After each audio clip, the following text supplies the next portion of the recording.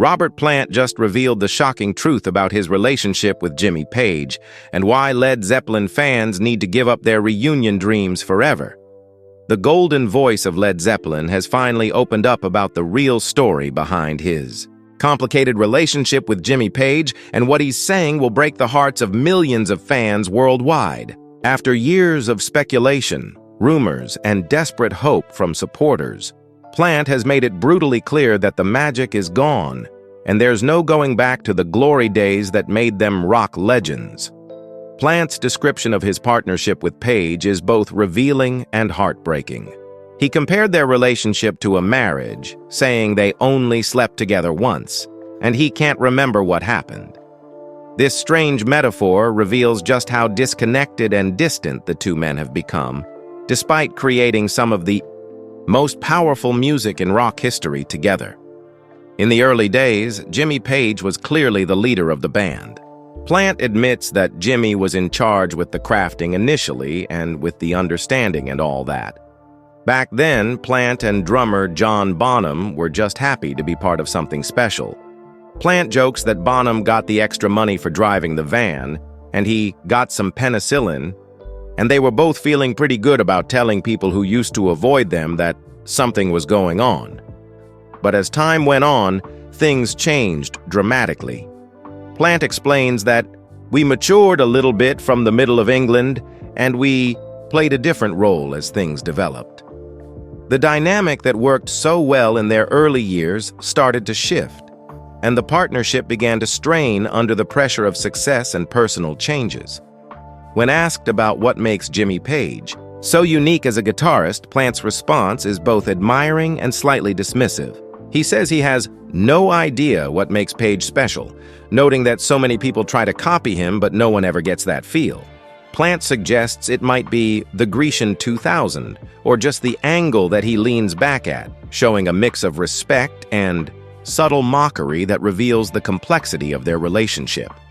Plant acknowledges Page's talent, calling him an unusual guy, but he's great, and praising his ability to charge circumstances with a great deal of electricity.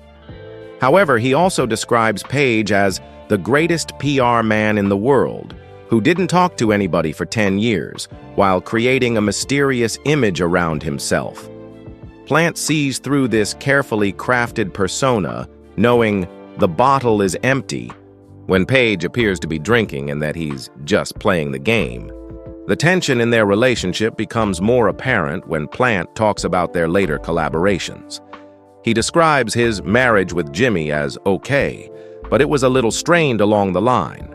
Those were very odd, strange days, and Plant found it a little uncomfortable towards the end, because the partnership changed, and the kind of fluctuations of health and efficiency were not always what I wanted. Plant makes it clear that he respects Page's choices and doesn't want to interfere with his approach to music and life. When asked if he ever sits down with Jimmy to suggest changes, Plant responds that it's not a fair question because he's very happy doing what he's doing and very confident, and he plays great guitar. As long as they can keep their relationship honest and clean and lean on each other now and again, that's all he can ask for. However, Plant admits that working with Jimmy involved so many areas of sensitivity and tension because what they created was such a remarkable thing. The effect of their success was so powerful that it backfired onto us, the kind of purveyors of this kind of whatever it was. This success became a burden that made their relationship more difficult to maintain.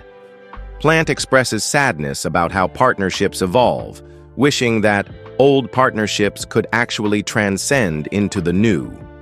He uses the example of George Harrison and Paul McCartney, wondering if they could work together on projects with other musicians.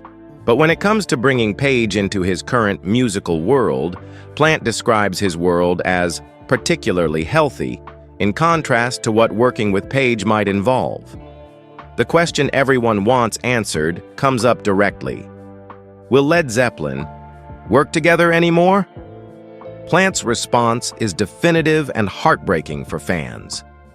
No, they won't, he states firmly. It's gone. There's no ambiguity in his answer, no room for hope or speculation. The door is permanently closed.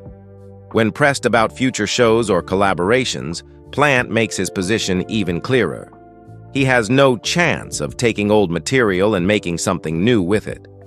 His current work is far too testing and exciting, and he wouldn't substitute this or threaten it or damage it by doing anything else. Plant has moved on artistically and creatively, and returning to Led Zeppelin would feel like a step backward. Plant describes a recent studio session where Page played on a couple of tracks, and while it was kind of neat to do it, and great to play with Jimmy again, the experience only reinforced why they can't go back. The atmosphere in the studio changed and has never been like it was that day, and Plant doesn't think it'll ever be like that again. Page's presence created anticipation and myth, but it also highlighted how much things have changed. The problem is that any collaboration gives people hope for a full reunion, which Plant finds frustrating.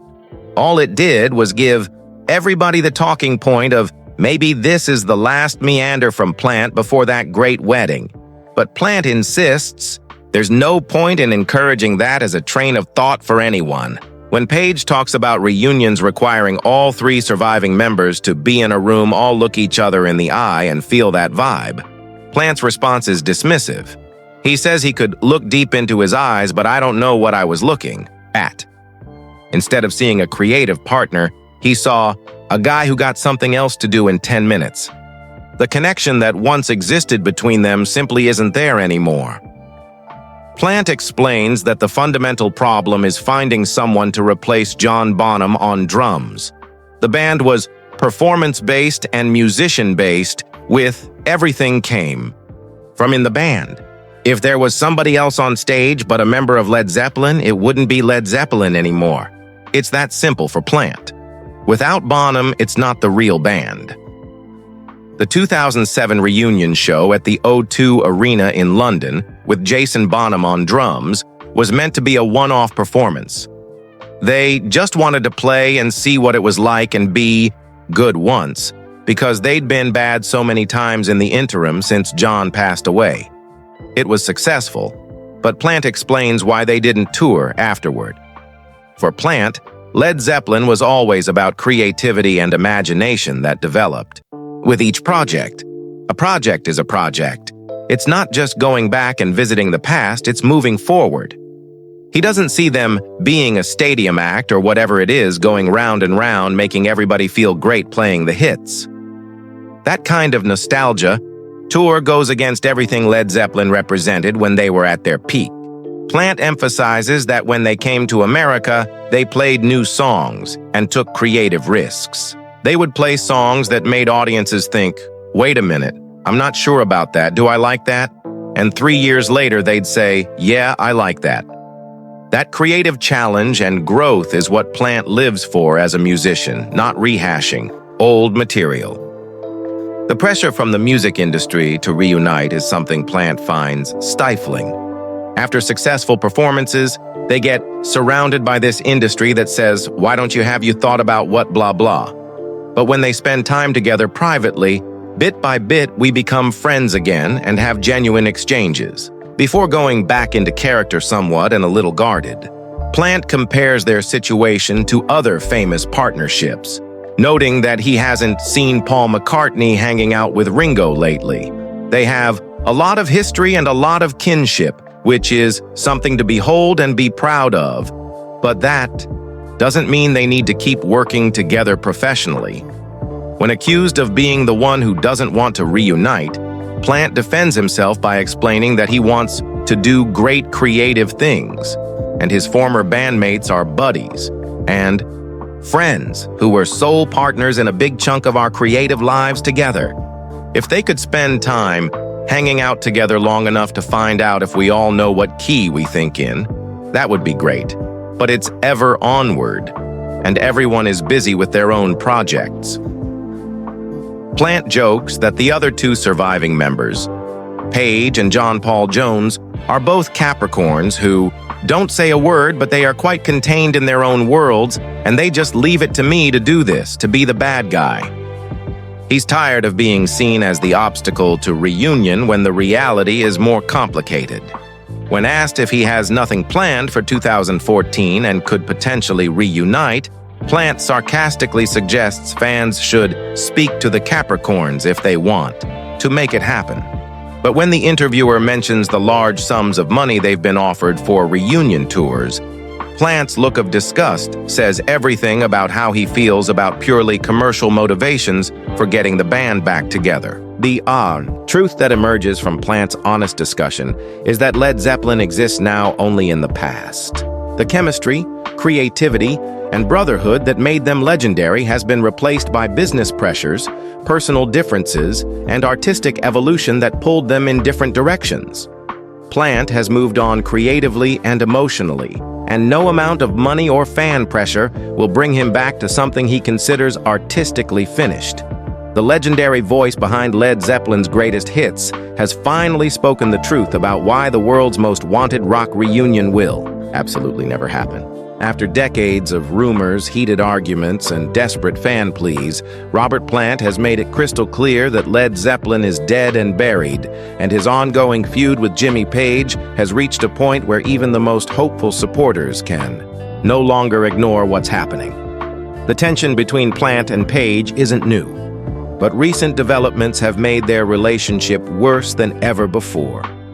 For millions of Led Zeppelin fans around the world, the roots of their current hatred trace back to Plant's controversial comments about what a Led Zeppelin reunion would represent in today's music world.